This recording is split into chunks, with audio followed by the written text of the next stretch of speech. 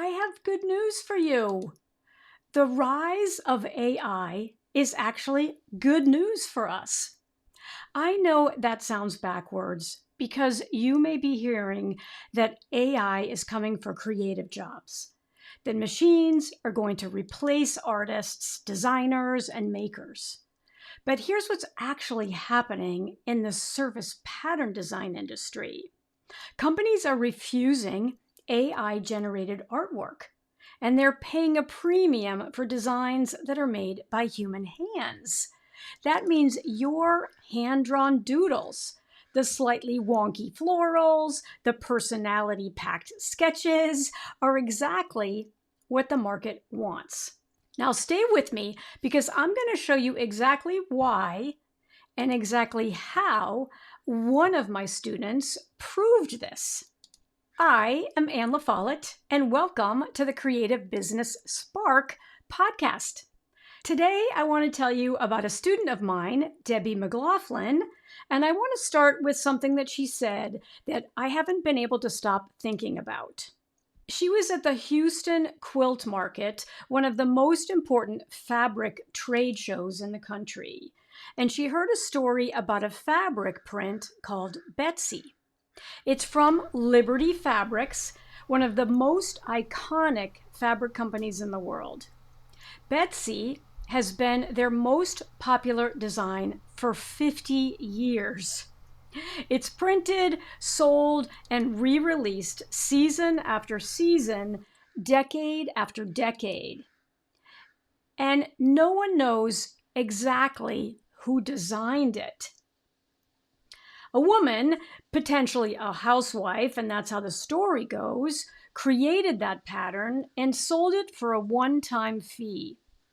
Just her initials remain in the archive. No name, no royalties for her or for her family, no share of 50 years of sales. Debby turned to me when she heard this story and she said, "Can you imagine if she had just had a licensing agreement?" And I cannot stop thinking about that woman, and I don't want that to be your story. So let me back up a minute and tell you who Debby is, because her story is the reason I'm so passionate about teaching surface pattern design and licensing. Debby retired at 60 after a long career as a software project manager. She led 5 teams across 4 countries. She was incredibly accomplished. As a child, a teacher told her she wasn't talented enough to pursue a creative path. She should stick with crafty things. Now, if that sounds familiar, I know that it does for many of the women that I work with, and they have, and maybe you do too, a version of that story. It could be a teacher, it could be a parent, someone who decided for you relatively early on what you might be capable of. And Debby did what so many of us do. She set her creativity aside, chose the responsible road, and built a successful career. However, in her mid-50s, something shifted.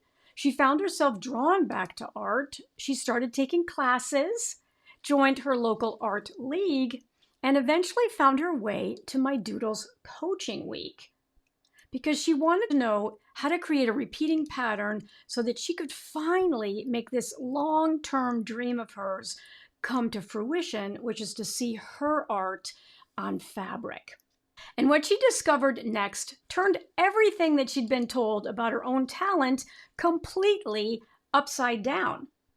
I want to share 3 truths with you. So lean in. Truth number 1 is that companies are actively choosing human-made designs over AI-generated art. I know we hear a lot about AI replacing creative work, but what's actually happening in the surface pattern design industry is the opposite.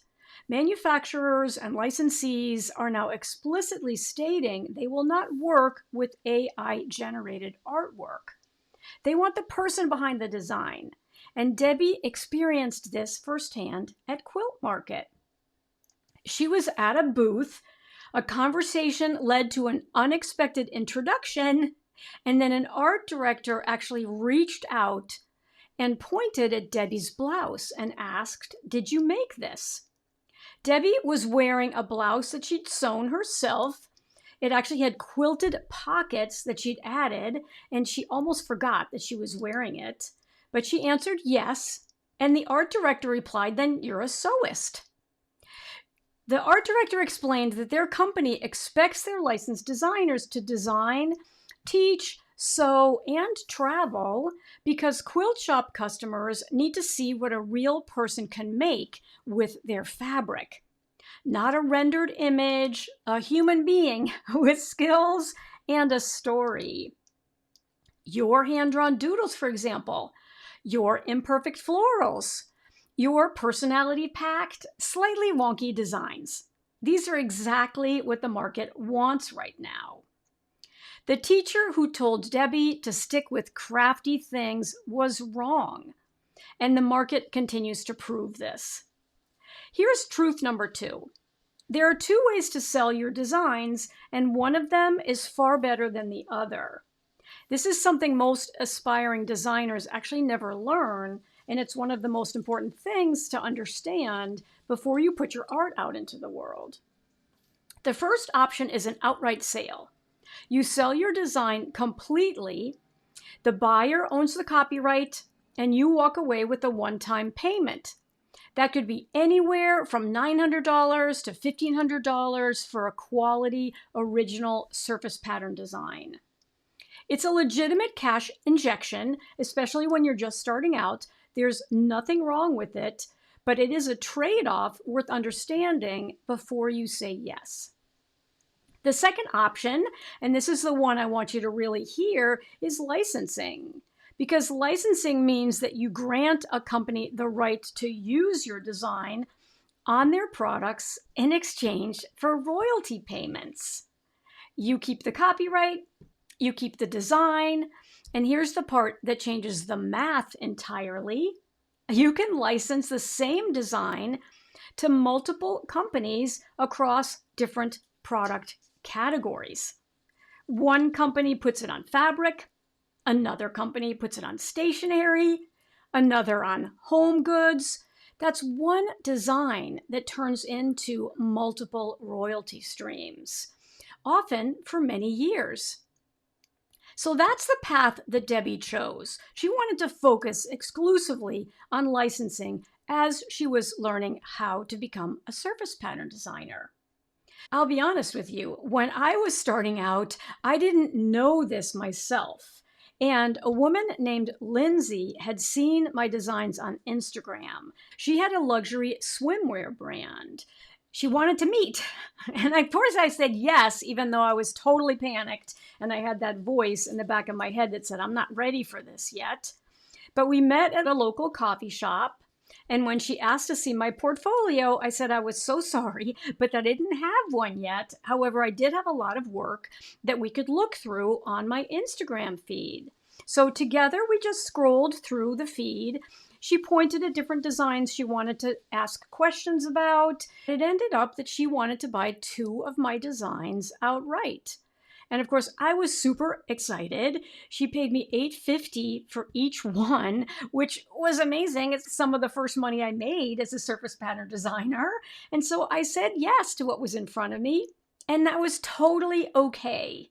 And I haven't regretted it to this day. But now I know the power of licensing, and I've built a framework around it that I have now taught to many, many creative women who, like me, started with more passion than plan. Debbie applied this framework. She made one decision that I think made all of the difference. She focused on one thing. She wanted to focus exclusively on landing her first licensing contract. So she came in to my Doodles Coaching Week, and then she continued her learning journey in my Pattern Design Academy program. She built a portfolio. She tracked her outreach with very organized spreadsheets because, of course, her background was in software. She entered design challenges on Spoonflower to sharpen her skills. And she reached out with quiet persistence, knowing that every no might become a yes later. And here's what happened. The Textile district reached out to her. They licensed Debby to create a brand new collection for fall. The collection is called Morgana. It's available now through her creative business, Cat Spring Art, which you can find at catspringart.com. So the teacher who told her to stick with crafty things was absolutely wrong. So here's truth number 3. The skill that opens every door has nothing to do with talent. Adobe Illustrator is the software that some surface pattern designers use to make their hand-drawn artwork, whether it's their doodles, their sketches, or even original work like paintings. They transform them into seamless, scalable, sellable, repeating patterns. It's the bridge between the art you've already been making and love to create and the income that you haven't earned yet. Debby had spent her entire career in software, so technology was not an obstacle for her. But Adobe Illustrator is still a bit of a mountain to climb. She took my Doodles coaching week and then continued her journey with the Pattern Design Academy, and step by step, with the right guidance and the right support, she discovered that you only need a small fraction of the program's tools to create beautiful, professional quality repeating patterns. And that's true for almost every student that I have ever taught. You don't need to be an artist. You don't need to be tech savvy. You need the right steps, the right framework. You need to go through it in the right order, and you need someone walking beside you while you learn them. A little girl was told that she should stick with crafty things. She believed it for decades, but somewhere in her mid-50s, she decided to find out if that teacher was wrong. And indeed, that teacher was absolutely wrong. Your designs are already inside of you. The skill to bring them into the world is learnable. And the doors, including the ones that open from the other side, are more real than you know.